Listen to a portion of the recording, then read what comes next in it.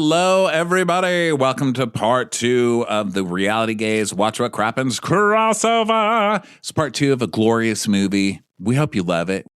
The eviction notice, I'm surprised there wasn't that there. So anyway, while the landlady Dorley is being like, where's the money? All of a sudden we hear a blood-curdling scream. Like it is, there's an intruder somewhere, a knife, there was an accident, a knife accident, terrible. Something terrible. And Zoe I'm not Zoe, but Taylor is like, Zoe's the daughter. Runs down the hall. And, you know, of course, Darley knows it's all bullshit. She's like, okay, you know what? By the way, this daughter in distress thing, yeah, it's getting kind of old. You can't pull this shit on me. Yeah, and this tells us what does this tell us? Like, if we're reading the text of this, what does it tell us? That these two are fucking drama queens, and that this girl is always screaming in the apartment, and she still had a free 4 months. And this lady is like, listen, I'm just going to tell you the nicest way I can as far as your excuses. I don't care. Like, she sings it. That's a great line. That was the best. Yeah. So I like that. She sold dialogue might be a little wonky. Someone else as esteemed as this actress would not have been able to sell a line like that, but she did it.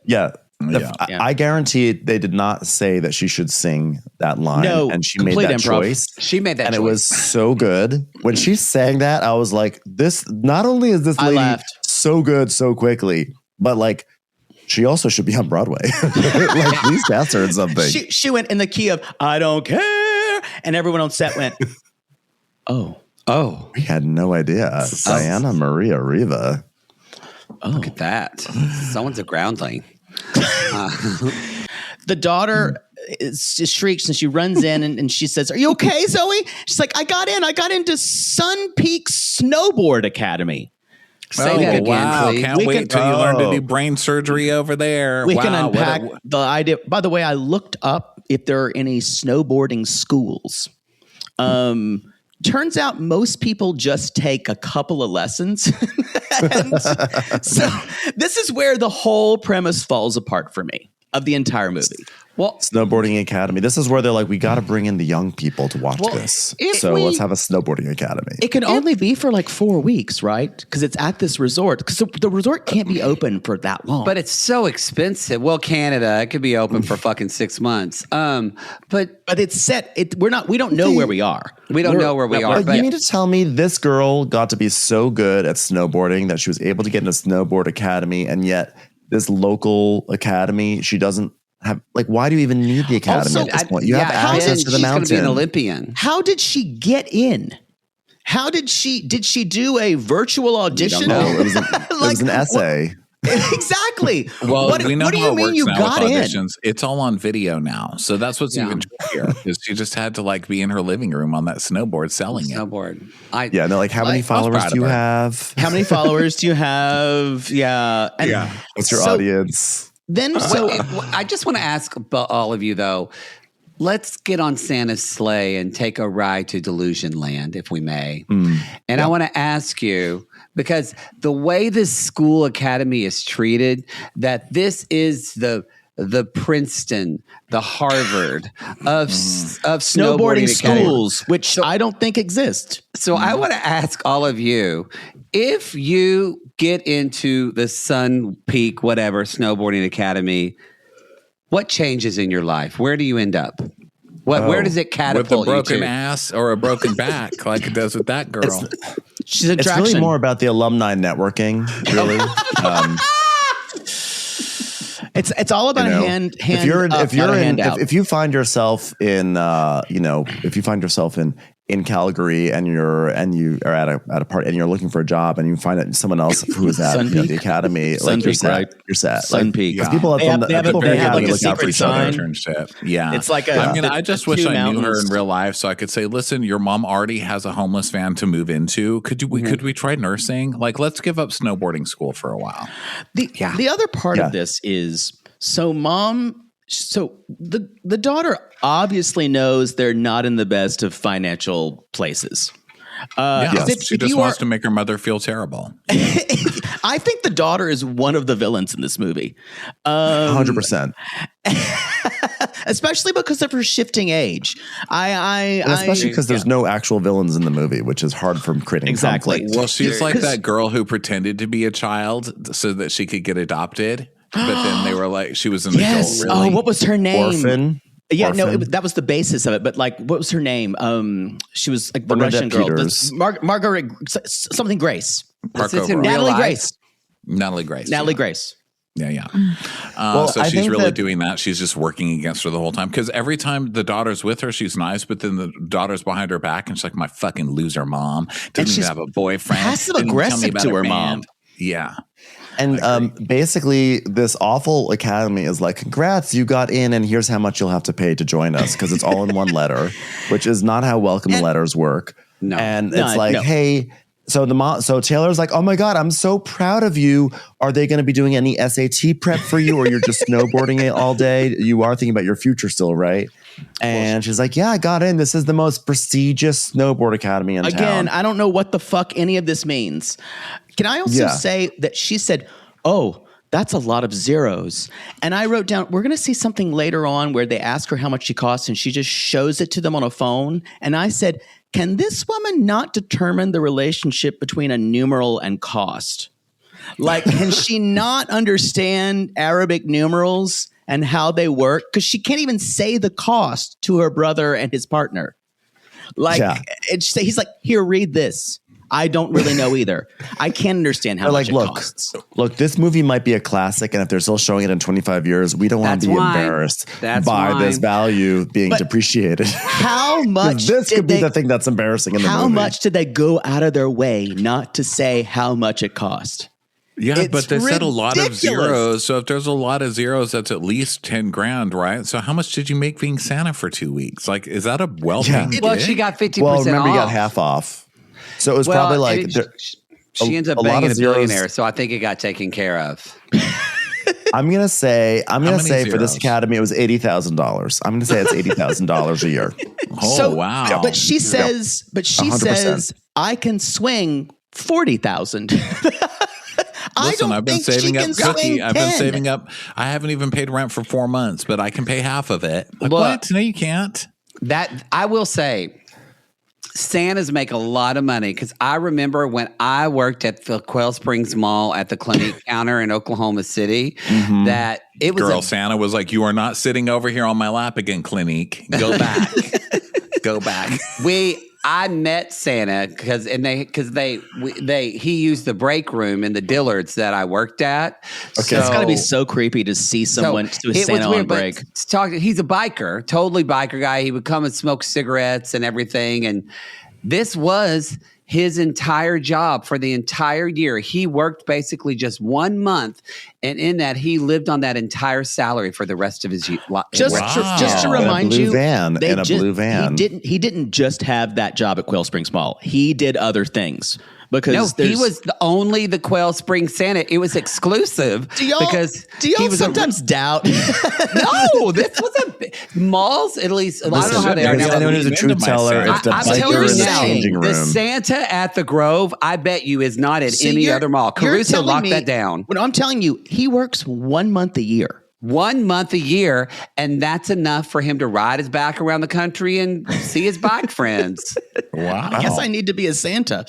Well, I mean, if you need to lean into my stereotype a little harder here. I can be something. Well, I crunched some numbers just now, and I was like, okay, the way that they're talking about this snowboard academy, I was like, let me find what tuition costs for a comparable experience. So I looked up what the tuition is for Phillips Exeter Academy, and for comparable.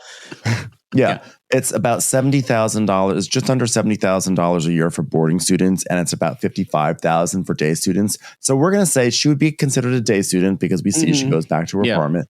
So we're going to say it's about a $55,000 tuition to go to snowboarding academy. So that is quite high. Yeah, but it's only $25,000 because she works for them. I could not. By the way, we never really said. She never ended up claiming Zoe as her daughter, as Santa. How does that work? How does that work? We never saw that. We just saw they hired her with no immediately get in there. background check. Oh my God, you're right. So the whole point of her getting the job, we never saw how she hoodwinked them That's into a them huge believing flaw in this that was movie. her daughter. When Wait, he so goes, for when he goes, okay, jingle bells, ho, ho, ho, this is my daughter. Yeah.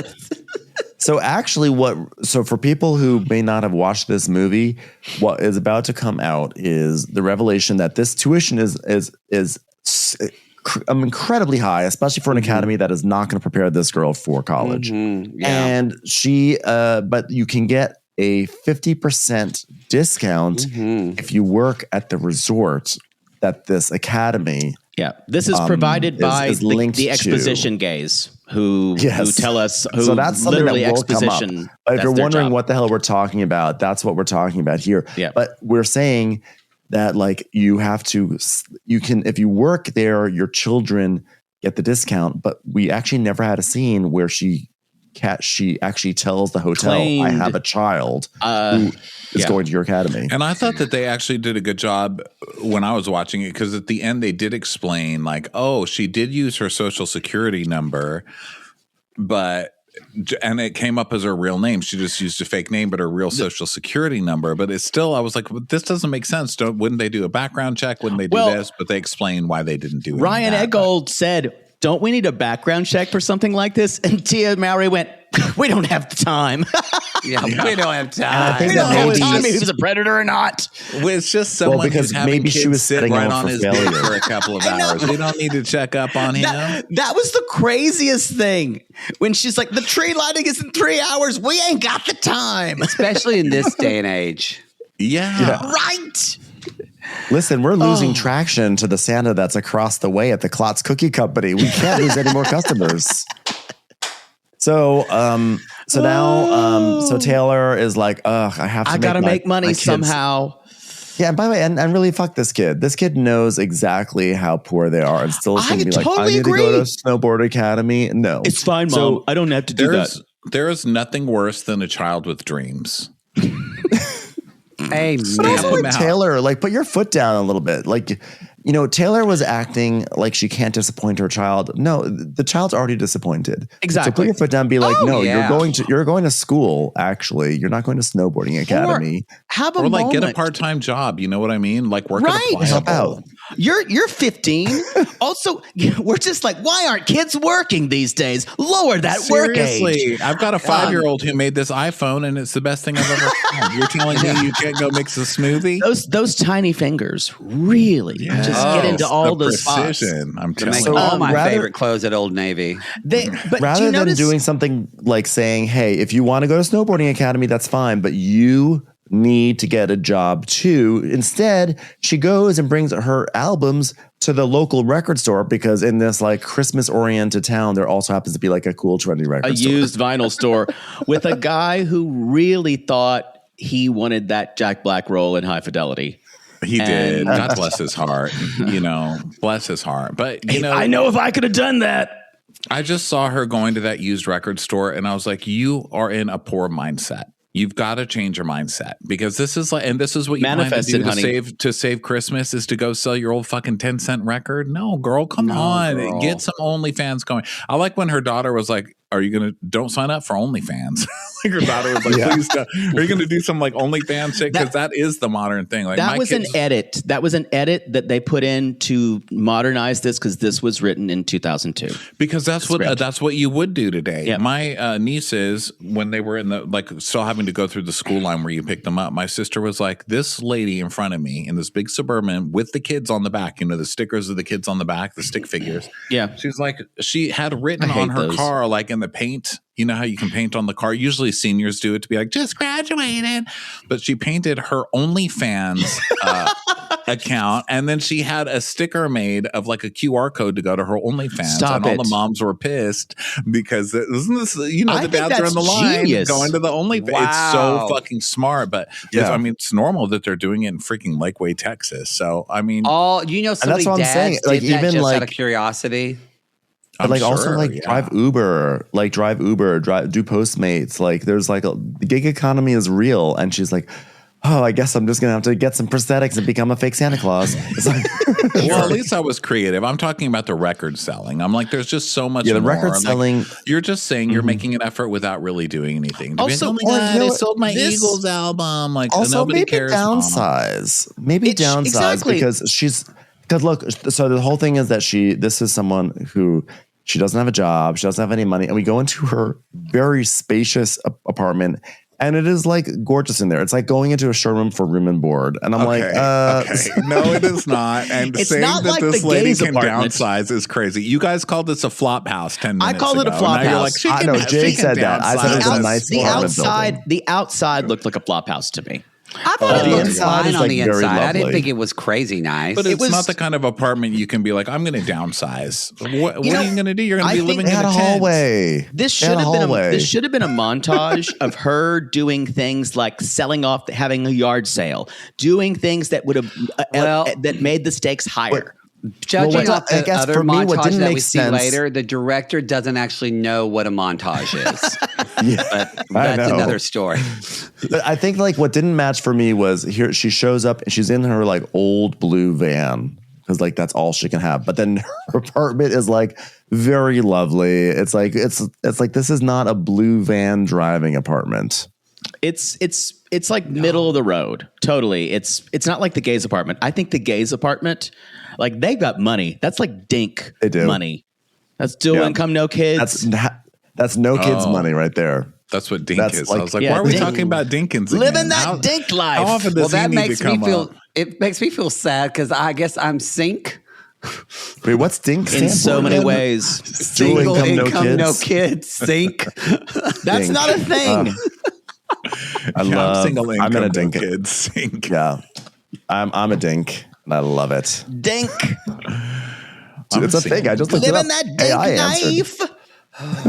Sink life. Sink life. Matt, how is this going to affect Sink Talk? So she brings her records in. She brings her records in to sell. She's trying to like get some money. And then there's this guy who's in this very stylish like overcoat or whatever with the collar up, and he's got like his stubble. Joe Cool. And he's like, whoa, screaming kittens, which is, by the way, funny that she's had the screaming kittens the entire time. And her own daughter is so disinterested in her mother, in anything her mother does. And she hasn't even looked at these albums that have been their entire life. Which would have made sense a few years ago because like who has vinyls? But now vinyls, they all have the vinyls now. Yeah. And they're like $50, by the way. So expensive. Yeah. So this whole scene was kind of weird because vinyls are back and you could actually sell those for decent money now. But in this show, they're like, vinyls? Who has those? I'll give you 10 cents. Can I tell you something? I bought a record player for Dom like 2 years ago, and we're like, this will be for the holidays. And we set it up, and it's fun. And we got we went to Amoeba. I got like a Sade vinyl, and I got a Fleetwood Mac vinyl. I got all the basic, vinyls. It's like, this is so fun. Put it on, and like it's like, oh, how cool! Listening to vinyl at the house and it's playing. And then like after like 3 songs, it's like, please turn me over. I'm like, oh, okay. I'll just walk over there, turn it over. And I'm going to go back to the kitchen now. And I'm like, time for the next album. Okay. I guess I'll it was a simpler time. Again. And I'm like, fuck this shit. I'll go back that record player every 5 seconds. It takes a lot more work, I will say. You have to be, it's more about dedicated to listening to in a certain way. I totally agree with you. But it's like, I love like mine. Yeah, or the phone rings and you're like, stop the music. And it just keeps playing. You're like, stop the music. And it's like Alexa, a typical album. And it's like 4 different, because now, of course, like growing up, like an album was catered to the size of an album, like what the actual vinyl could hold. But now like, it's 5 like, songs. Oh, here's the vinyl version of my favorite album. It's like, oh, this is like, to listen to the whole album is like 3 vinyls to get through to flip over. And you're like, oh my God, why am I doing this Streisand talks about this in detail in her biography. It's fascinating. No, she talks about how they were so limited on song choices back then because of the records, and also she talked about the way that the sound mix, like the different materials you could use for records, and that it produced different. She went all in this whole detail about it. It's a wonderful biography. That's really fucking cool. 900 pages. I was going to say, isn't it like almost 1,000? I listened to the audiobook and it's 48 hours, but it's like, but it's 48 hours of your Jewish aunt reading you a story of her life and intermittently ad-libbing full on. Cause I looked, they're not in the book. Basically, like in every like hour, she goes off about some type of food that she loves. Oh, I love that. It's great. Pastrami at Nathan's. She should have won the Grammy for it, but Jimmy Carter died, so he won it. Oh, gross. Always the sympathy award. Yeah. Seriously, you need to die in order to get a Grammy these days. True. It's time for a commercial. It's time for a Crappens commercial. So this guy, who we later find out his name is Matthew, he's like, Matthew what? You're Lane. selling the screaming kittens? That's crazy. These But she's guys like, are "Yeah, but why-" legends. She's like, but why would you like them? They only have one album. They're such losers who have loser kids who drain their mom's money. And he's like, no, but look, like, check out this lead singer. She was amazing. She inspired me to pick up the guitar. At that point, she's like, I never should become a singer. Inspired a single guy to pick up guitar to try and get some more free poussey seg. I'm so proud of myself. I do have to say, this whole bio does not track with anything we learn later about him. But more to be said with that later. Yeah. Well, they do have him playing why? the guitar randomly later. Yeah. So like, remember he said he's playing the guitar. Also dressed like he feel like just walked out of J. Crew. Yes, and he's like, Or yeah. like, what's I love an the old Dickens version of Brooks that? Like Brothers. yeah. Brooks Brothers, yeah. Yeah. You know, it's funny. Part of me wonders, did the actor, was this like one of those actors who's like, hey, you know, since we're shooting this scene with like guitar, you know, I actually love playing guitar. I would love if I could just like get up there and jam on stage. You know? Totally. You know, He's a actors good love singer. doing that shit. This was You know, something he volunteered. I act and sing. Well, I can totally be up there and sing with her. Totally. Yeah. And they're like, well, it wasn't really the plan, but But, okay. you know. I mean, they had to have He's him the biggest love it. name in the movie. Yeah, I mean, so. they it's like I fully believe that A Star Is Born exists as a movie solely so that way, like Bradley, what's his face, could like cosplay as a rock star because he like picked up guitar once. The like, studio went, entire reason why that movie was fine. made. Yeah. Make whatever movie you want. Okay, so he's really into that, and he recognizes her, and she's From like, the "No, that was another illustration. time." Yeah, well, I mean, it's a different time, so you know you wouldn't necessarily also- recognize someone. It's not like he's an running idiot. Jeffrey Gibson. No, yeah. And he's like, wait, but you should do this again. And she's like, no, I can't. No, I can't. He's like, wait, but you should. No, I can't. And she's like, I got to go. And she runs out. Then she goes, bye. But also like, but also he's like, what happened to your blue hair? You fucking idiots! 25 years later, you changed it up. I put it all onto my van. It is funny how people don't let people. That is true though. Like I was just watching an interview with what's her name? I hate this. The All About the Bass girl. Jenny Garth. Megan Trainor. Megan Trainor, and Megan Trainor, as you know, is thin now. And so she was like writing things like, people are writing on my Instagram. And she was like saying, but you were the bass girl. What happened to that bass? And she went, I was 19. I'm 32 now. And so there is this ridiculousness. Nope. You got to be one thing. You got to be one thing for the rest of your life. Yeah. That's funny. No, that's true. It's Though. a Felicity. Like, get off my ass! I didn't realize it was that long Also, ago. It's I don't amazing realize how it was it's that been long ago. many years, and Jesus. I'm still so fucking terrorized by that song. That song still comes on. It still pisses me off every time it comes on. Why do you get to get over it if I don't get to get over it? Like until you stop fucking brain fucking me with that song, you don't get to run away from it. You don't get to be like, it's over now because it's still in my mind. No man. treble.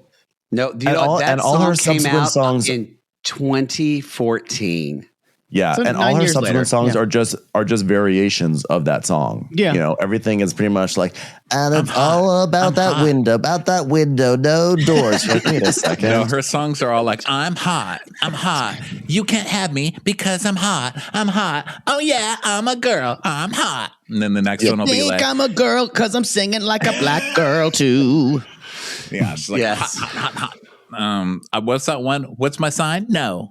can I have your number? No. Like, shut up, Meghan Trainor. Get off my Amazon. So just gonna play her more now. He's busy. Before she runs out, he does ask her, like, wait, but like, why did you don't you like, what about your band? Don't you love being in a band? And she's like, well, you can't be a rock star and a mom at the same time.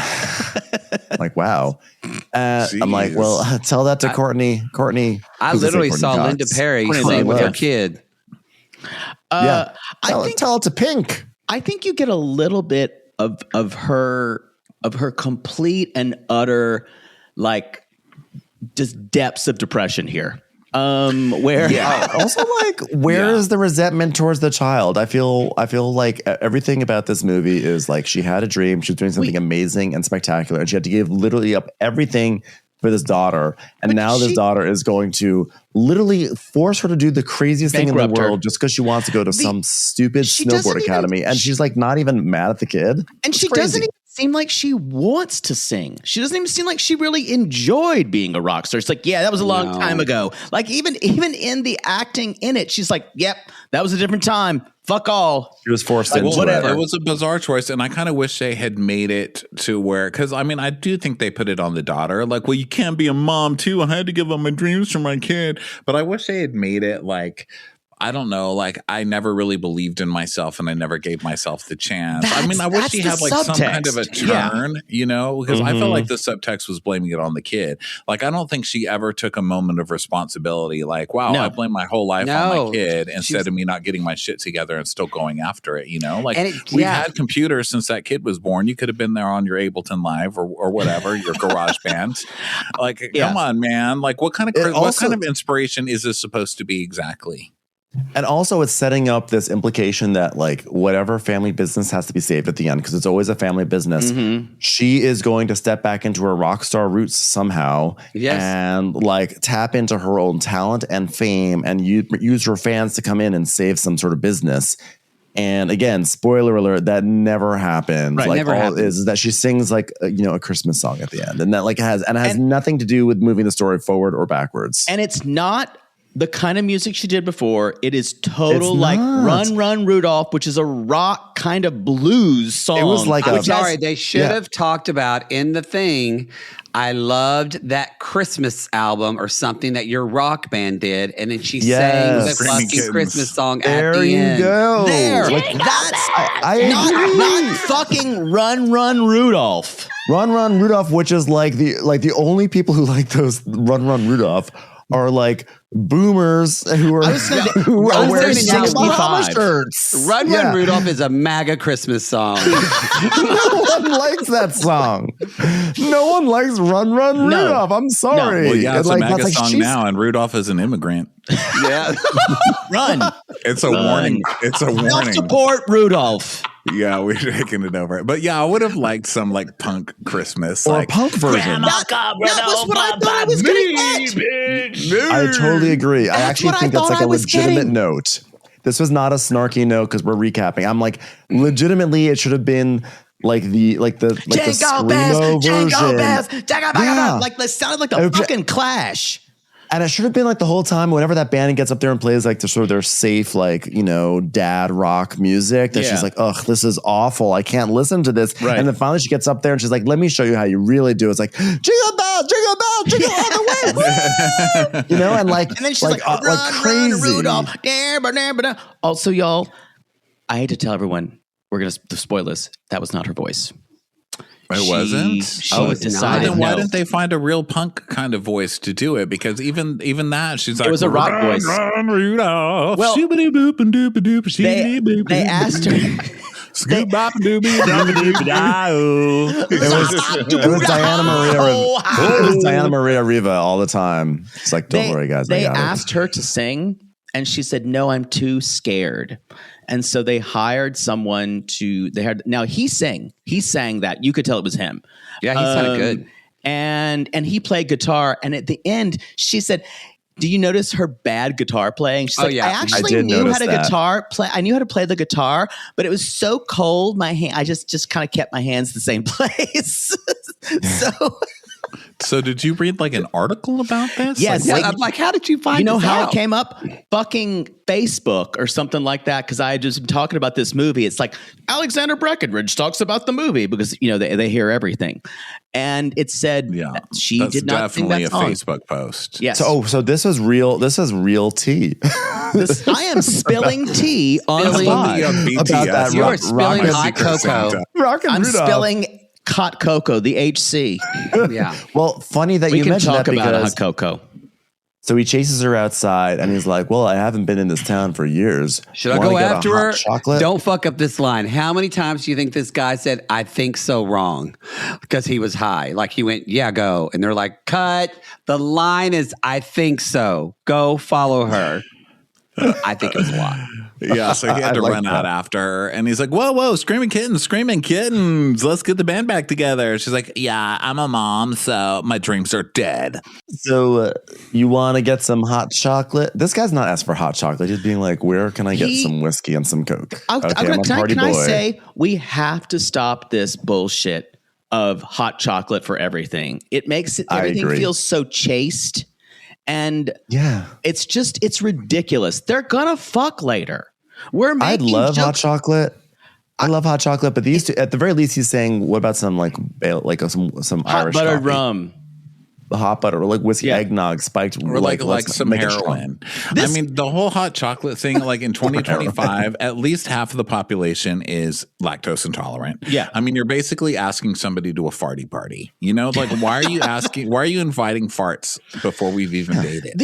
The whole idea of this guy who is a complete bad boy wondering where he can find some hot chocolate. Yeah. He would say, where can I score in this town? Where can I get some Coke? Hey, Screaming Kitten, where's the good here's Coke? a note. I mean, she's from a punk band. Yeah, I think you're right. Yeah.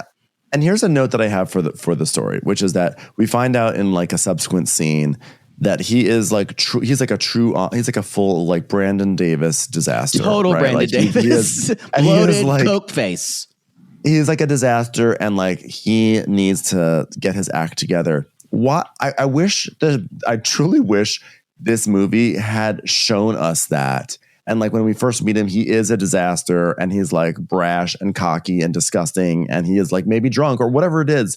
And then we see him get his shit together because of her. Because when we meet him, he's actually like you said, like he's Brooks Brothers and pretty like on top of shit. He's just like a guy who like works a finance job somewhere. And then in that next scene, we're like, oh, you're a fuck up. Oh, you're like he's normally like a normal, charming guy. And then he goes, his pickup line is, hey, we can debate guitar solos and talk about our favorite Christmas songs, which is so almost like this is not even Hallmark movie. This is like Great American Country or like, or that's how Christian this is. Like it's nuts. That kind of dialogue. This is not a guy who goes to Europe and like bangs prostitutes in Rome and like does like coke off the dashboard. This is not someone who's killed 4 hookers and sank their bodies in the Mediterranean. Oh yeah, no. This is like it's like you meet this guy in Saint-Tropez or wherever, and it's like, oh my god, yeah, what are you doing, you bad boy? He's like, hey, you want to talk about our favorite books? Like, exactly. Like, talk about our favorite Christmas songs. What the fuck? Yeah. So she's like, does this work for you? Wait, why did she say that? I don't know. So she's like, my life is a balancing act and I'm just not dating it right now. Don't take it personally. Yeah. And he's like, oh, it's just 2 people having hot chocolate. Not a date. That's going to come back later. She's like, well, there's a bistro at the end of the block. There's not a bistro in that town. There's a Subway sandwich, and they don't have hot chocolate over there. Mm-hmm. It's exactly what it is. And it's Swiss Miss. Yeah, so even though this is the only hot guy in town that she's probably seen in like 3 years, right? She's like, I can't do this. I can't. That was weird though, right? That there were no other hot guys in town. There was no. Yeah. Usually in these, you get other cute guys. Nothing. Yeah. The other thing is, it's never really explained why. We find out later that she got pregnant in school, dropped out. Never really. It's not really clear if she ever dated again.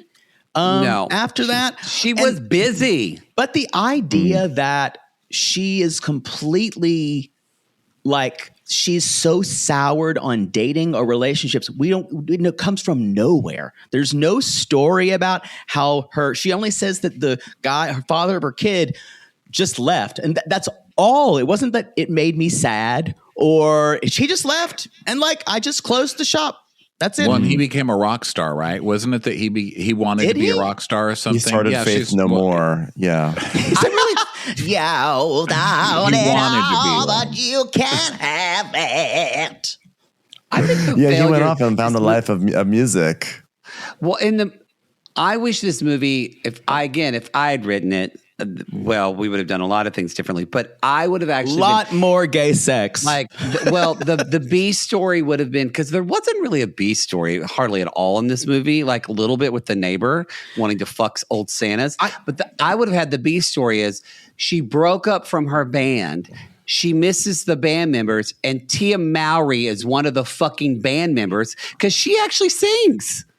They actually used to be in a girl group. Oh, that would have been good. And then she was trying to trick her the whole time. And she's like, where do I know this girl from? Yes, and then it would have made them like, whatever. And even the stuff with the daughter at the end, with the other daughter in the end. Oh my God. That would have made more sense. Like, oh my God, you got through to my daughter. Now we can be friends. But then like the entire time I'm watching this and I'm thinking to myself, okay, so they're setting up something where she's like a punk singer, but she doesn't want to get on stage anymore. So she's going to sing later on as a punker. But also this is supposed to be some like a Mrs. Doubtfire Santa movie. How is this all going to come together? Cut to a man in a wolf mask. Ow! So we have our horror gays. Now, this is what I'm going to say about this. I know gays like this. That's me too. Yeah, horror gays. I know a lot of horror gays. I don't know anyone who has a scanner of a face in their home, though. No, that was crazy. But that was crazy. But I do want to say this. They were probably the most believable thing in this movie, in that we all three just said we know gays like this. But also, I appreciate that because I'm going to say this, and I can say this because I'm not a beautiful buff gay man, but horror gays look like these two guys. They don't look like West Hollywood guys. Yeah. So I enjoyed that they used like real gay people in real. This was representation. Neither this one is of them. I think it was written by a gay person, because this is like horror gays are a niche, but we all know them, and it's like Disney gays, horror gays, Pokemon gays, and I think that I was like, oh, this is like. Ooh. Yeah, and there's usually the boo-boo gays are a whole other thing. The boo-boo gays. But this was like, this felt very real right here. Yeah, they did. At one point, I do wish Harvey Fierstein, the older brother, isn't. He is not. He could never. And maybe it was good that they didn't go all gay minstrelsy on us. Maybe that's progress, but at least they could have been funnier. But they were real. Well, but honestly, most gays could be. Like, I think a lot of gays could be funnier. We expect a lot out of each other. Yeah, I totally agree. A lot of times, like, gay people I've been on dates funny. with people where I'm like, "How are you gay?" Then I have to leave, and I'm like, "Well, that's not fair." Not everybody can be like crushingly sarcastic or whatever. Really? I honestly think they do. I think that's. You're like, that honestly, is the least we could ask for as a community. If we're overachievers. Now that our rights are being taken away again, you got to get funny. Yeah, I know. How are you going to stand out? There's too many gay people. If we're accepted by everyone, you can be boring. But I think you're right, because a lot of gay humor comes from being bullied and like having to come up with the humor to defend yourself or become acceptable. And when gay acceptance came in, we got a lot of really boring gays. I mean, I'm sorry, there are a lot of us out there who are just boring as hell. All they do is work out and talk about protein and fuck on Grindr, and that's like all they do and all they know, and it's sad, So maybe you're right. We need a little pain back. Have you been on a date with someone? I recently did it. No. Matt knows me too well. He's like, "Yep." Well, no, I'm just saying. I went on a date with someone who was. I'm 48 years old, and I went on a date with someone who was 29. It was like I was speaking Swahili. Yeah. And he was, and it wasn't that he wasn't funny, but it was a different kind of sarcasm, and I would throw something really sarcastic about it. He's like, "Oh, that's rough," and I'm like, "Girl, I haven't even given you the rough shit yet." Yeah, that was like me throwing a Gen Z is earnest. Gen Z is earnest, and they also do the Gen Z stare, and so like that's what very hard. I have to imagine that's this very difficult. Where they actually don't know how to say thank you. Yeah, and so it's like a thing where the like Gen Zers, because of like COVID or something, were like not socialized into saying staring at their so computer screens or something like that. Did you also make? Did you make a lot of Seinfeld if you compliment them, they just sort of stare like back at you. I did not make Seinfeld references like I do on the pod. Okay. Yes, I talk about Seinfeld a lot because there were episodes that come back and certain the problem that you keep saying everyone knows about Seinfeld, and I'm like, no, they don't. Yeah, no, they don't. And we do that too a lot. You know, on our show, we reference Big Business, I think, every other episode, or like Soap Dish, or, you know, things that are just, they were our teenage years. But obviously people who are newer to the world and our show aren't going to know what the fuck we're doing. We have reviews that are like, what the fuck are these two queens talking about? Like, what are they even? So I don't know. I don't know that I could even date younger. Commercials. Here comes one right now. But what are we talking about here? These also, gays, like, these the gay couple. Getting hot chocolate. So they're living. She says, I've got 2 interviews, but I need money because Zoe has this snowboarding school. And he's like, what are older brothers for? I can lend you some cash. And she's like, let me show you on this phone the money amount, because I can't, you know me, I can't read numerals. So here you go. It's this much. And instead of him saying, listen, as your older brother, look, I know about wasting money. Look at this entire apartment. I know. But I'm also a dink, okay? And I have to say, like, now it's time to tell your daughter she can't have everything in life. It's time to draw a line of boundary. I thought you were going to say something totally different. Like, I waste money on stupid shit. I'm going to help you. But you're like, nope, tell your daughter she's fucked. You're like, we bought tickets. There are limits. We bought tickets to Ariana Grande 3 weeks ago, and I spent $10,000. We will not support this snowboarding school. Okay, we will not. We're going to Turks and Caicos after. What happened to Gunkles? What the hell? I know. So he's like, wait, hold off on that though, because there's 50% off for employees. And she's like, oh my God, I can good at exposition. Yeah. So she's like, but here's the thing though. I don't work for Sun Peaks. And they're like, this fucking girl, why do we have to spell out every single thing for her? Go up there and get a job, bitch. Oh gosh. So now we get the first scene in the hotel, which I loved because it was very West Wing. They're like walking really fast through a hallway. It's like, all right, what do we got to get going? Christmas is coming. Got to get a Santa. Hey, our get Santa the quit on the pillows. All right. Written by Barry Sorkin. Yeah. There was so much exposition in like 2 minutes of what we needed. But make sure at least 2 of the 4 elevators do not work. This is a pricey hotel. We don't want people getting too comfortable. It was bad enough when our GM ran off with that Latvian ski instructor. Esoteric reference. I gotta say, props, because she's a child star and you see it. Tia carries this off and actually they gave her nothing to do. But absolutely nothing. She does look like her life is empty and all she can cling on to are small wins in the office. Yes. And she I feel like there's someone specifically who like Ronnie and I have worked with in the past, and I see her in this person. And I'm like, oh my God, that's Jake, her. I promise that's not you. It's not you. I promise we don't text about it at all. It's just someone that we're working with currently right this second. I thought she really pulled it off too. She had a lot of pathos like that. Like you could always see her thinking and always see her pissed. Yeah. And they didn't really write her as huge of a villain as they could have. Yeah. So this person's like, oh my God, wait. Urgent talk. I've got to be on my cell phone. Santa quit. Oh my God. They ran off with a Latin ski instructor. Fix it right now. I'm like, how about you get freaking Jimmy and say, guess what, Jimmy, you got a promotion. You're Santa now. And you could find some dink around the alley to be the elf. I don't think he could pass the background check though. But no. Jimmy's got confused in some situations and Lenny's somebody. Jimmy, Jimmy. I don't. There's something weird and off about Jimmy. I don't even think. I think he's only working at the hotel because he's not allowed near a school. It is true. He is very Lenny of Mice and Men. Yeah, but the hotel is a school. Did you forget? Snowboard Academy. It's a school for snowboarding. Mm-hmm. Yeah, naturally. And so of course she's like, I would like to talk about the manager position. He's like, hold on, we're speed walking through a hotel. Okay, we do got to talk about. Give it to my son. I will say the dad is I think the worst actor in this film. film. My God! Now the dad does deliver dialogue. You can tell that the dialogue is bad when the dad delivers it. And there's one line we're going to cover in just a little bit I laughed out loud, and the woman stared at me in the plane seat next because I was like a loud cackle. She just went,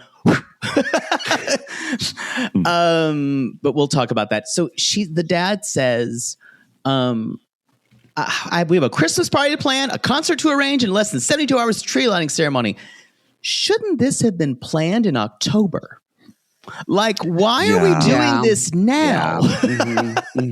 All right, once we get Christmas done, let's get going on Patriarchy 2026. All right, get me in here. All right, you're a woman, you'll never get a raise. You write that down? Did you write it down? Okay, very good. I wasn't really sure what the sequence of events was for this hotel. So they're gonna have some sort of tree lighting ceremony, and then there's gonna be a concert, and then there's gonna be another tree lighting. It was just sort of like this, and there was like a lot of concern for, like, let's be honest, only like 30 people showed up to any of these events, and it was just like. And they say this is our busiest time of the year, and Dad's like, I gotta make sure this better be done the best possible way it could. I'm really counting on you guys, so I'm going to go off on a business trip for a couple of days. Why was the business trip even in there? The business trip didn't even make sense because he's like, well, I'll be back in time for the tree lighting. So in my mind, I'm thinking, okay, the climax of the tree lighting, because Dad's going to be away and everything's going to be crazy. He's going to come back and be like, what happened? But then he's back like the next scene. I was like, oh, why did we have to learn about him why did he have to go to New York? It's too convenient. There were so many things that, like, I'm working on a project now, and I'll write something, and a producer friend will say, yeah, that's we just need that, but it can't be the first choice, the most convenient thing. And I'm like, no one did that in this script. Right? Yeah. There's no story editor. No, there was no one saying no. So Taylor goes up to the front desk, and for some reason she's like asking, like, the bellhop, like, please tell me you've got some positions open. Please, here's my file. I just work here.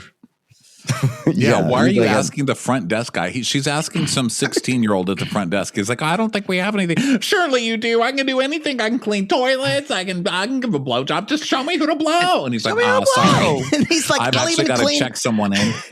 I'll even clean the men's bathroom. Yeah. And because it's 2025, here, let me give you a manila folder with my resume and all the papers of what my background is. You certainly don't need an electronic version of this, right?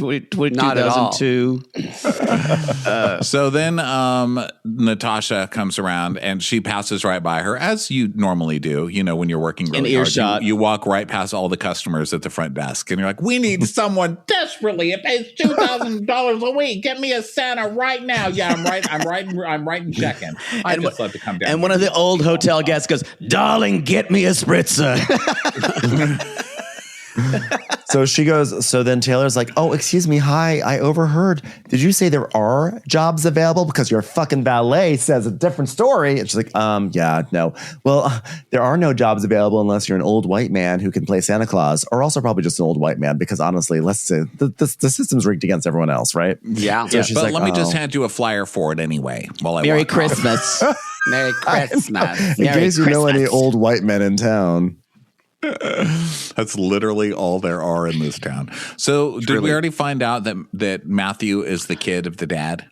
He said, I guess we've already he has said, good to see you too, Dad. And Dad says with so much pathos, Matthew, what a surprise.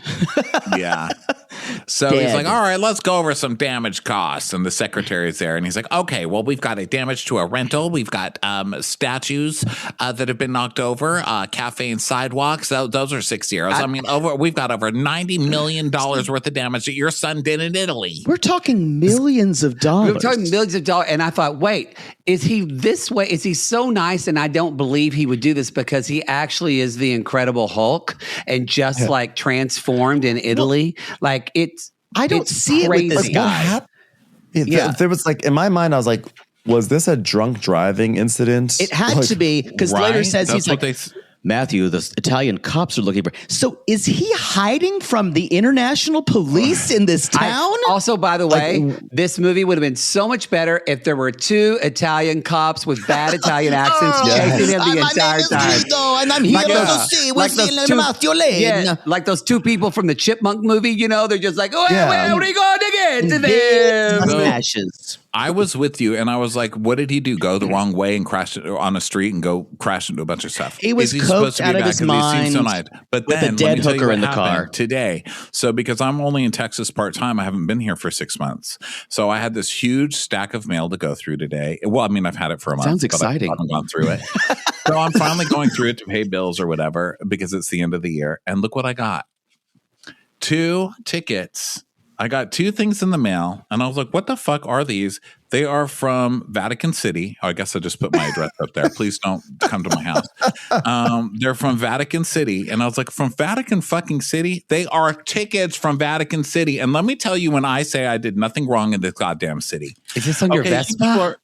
Yes, because I was driving that Vespa around Vatican City because that's how I went sightseeing.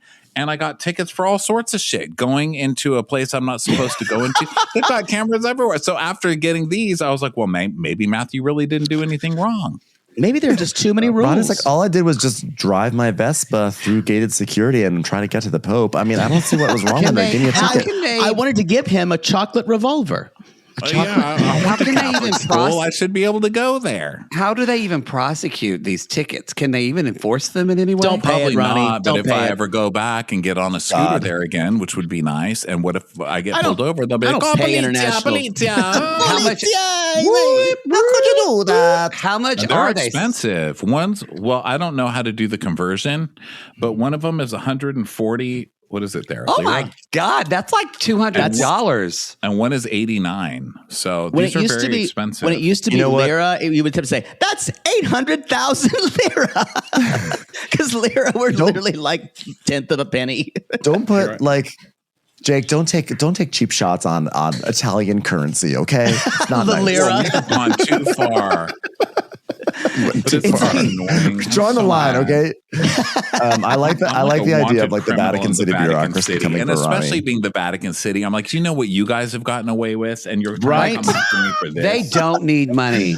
Honestly, getting a ticket from the Vatican City is hilarious. It's like not just Rome; it's like the Vatican City. Like there's someone like Pam. Yeah, it's not Rome, it's the Pam at Vatican City yeah. is like going through records. She's like, well, it looks like the Vatican's gonna have to close down. Wait a second, there's someone in America who hasn't paid yet. This might be just enough for us to save Christmas. Yeah, for entering in Art Law 7, 9 and 4 in the built-in up area, entered pedestrian restricted traffic area. Wow.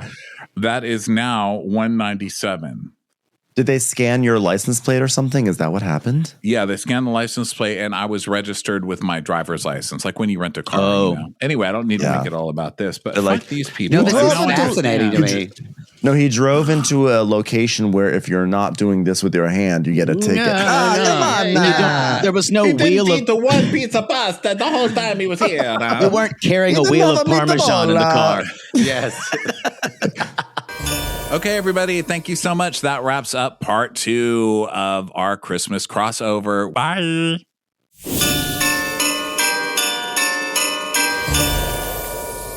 Watch What Crappens would like to thank its premium sponsors. Ain't no thing like Allison King. It's always a party on Allison Block. Our way is the Amber way. It's the Foster and the Furious. It's Amanda Foster. It's always automatic with Ashley Auto. Put your hands together for Carly Clapp. Get on the right foot with Chrissy Offit. We never miss our call. It's Diane Call. Sunday in the Park with Dylan Clark. Big yay, it's Emily Gauthier. Aaron McNicholas, she don't miss no trickolas. Hava Nagila Weber. You'll never hide from Heidi Eleanor Jones. I go, you go, we all go for Hugo. Jamie, she has no last namey. She's our kind of mess. It's Jennifer Messer. Sipped some scotch with Jessica Trotch. She's our favorite streamer, Caroline Peacock. Kristen the Piston Anderson. Get a bee in your bonnet with Lacey B. Que sera, sera, whatever will be, will Lauren Silsby. She gets an A from us, it's Lindsay D.